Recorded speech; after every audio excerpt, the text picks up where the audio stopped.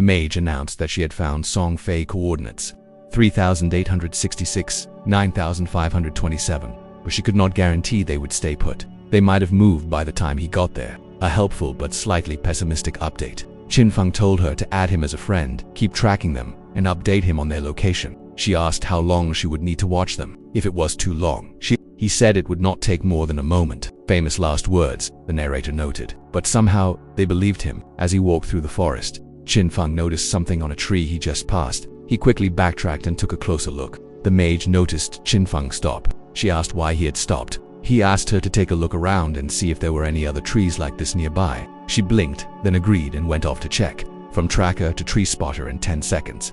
A true career pivot. She returned and reported that there was one about 100 meters ahead and another 100 meters to the left. Qin Feng examined the symbols on the trees. Swish swish, she asked what the symbol was. He told her to take a guess, all while he triggered the symbols, causing the area to shine in a bright light. Then she screamed. A J-tier treasure chest. The sound of a woman realizing she was standing next to a small fortune. Qin Feng reflected that he had never thought he would encounter an ancient god's blessing in the starter village. How lucky, and it even spawned a chest. Luck, the narrator mused, was a generous word for it. He knew that ancient gods' blessings could appear anywhere in God's forsaken lands. Certain areas would have a few strange symbols. Activating all of them would unlock the blessing. Some summoned evil monster bosses, others spawned hordes of weaker monsters. Some gave treasure chests, and some even granted unique rewards. A mystery box, but with more screaming. The mage exclaimed that the chest must be worth at least 1,000 days of lifespan. That was over 10 million RMB. She was already mentally spending the money, the narrator observed.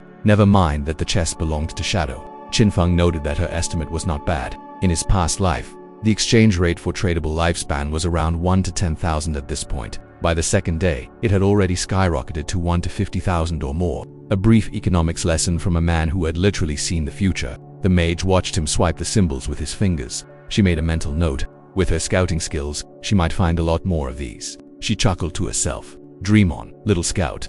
Dream on. Qin Feng opened the chest. He obtained a Jade-tier skill book called Blossoming Curse. He wondered what kind of skill that was. The kind, the narrator noted, that made people regret crossing him. The description read, when used on a player corpse that had been dead for less than 15 seconds, it caused a cursed flower to bloom from the body. The cursed flower would continuously drain the target's tradable lifespan until it reached zero. Let that sink in. Qin Feng recognized it. He had heard about this broken skill in his past life but had not known it was called Blossoming Curse.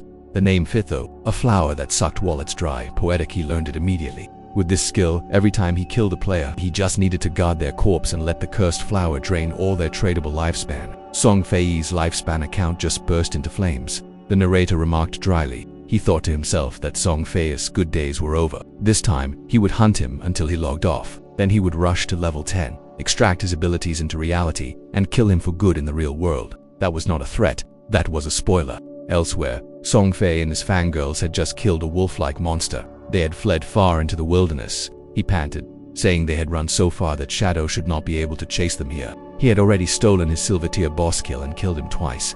That should be enough. No way he would track them all the way here. Famous last words, the narrator observed for the second time that day. He declared that once he grinded to higher levels here, he would settle the score with that damn Shadow. Famous last words, part 3. One of his followers pointed and said someone was fighting a boss over there. Song Fei simply baited his fangirls and said they were New Jiaqi's fans. Cue the fandom war. In a death game, perfect song. Fei's fangirls immediately went on alert. They shouted that New Jiaqi's fans were pests who would not stop trying to make New Jiachi reach the top. They ordered a charge, declaring they could not let these bastards mess with their brother's ranking, because nothing said love like murdering strangers over a leaderboard. The other group spotted them and cheered. They said they had reinforcements. The boss was almost dead, so they should take it down together. Famous last words, part 4. This would not end well. Chaos erupted. One of Song Fei's fans bashed one of the members' head with a staff. The teammate screamed, asking what she was doing and if she was insane. The attacker replied coldly that this was the fate of Niajachi's fans.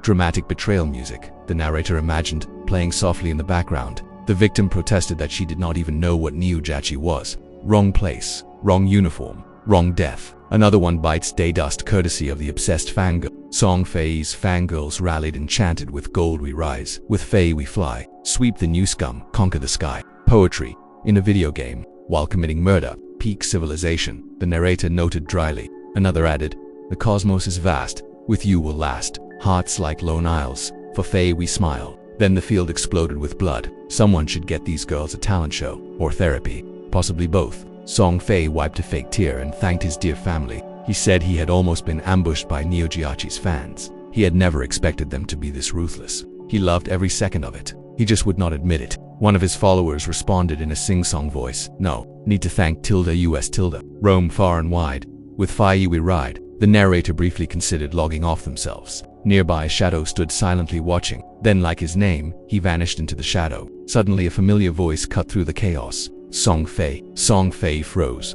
The voice continued, "Oh mahe, wa moshindeiru." A dramatic entrance. 10 out of 10.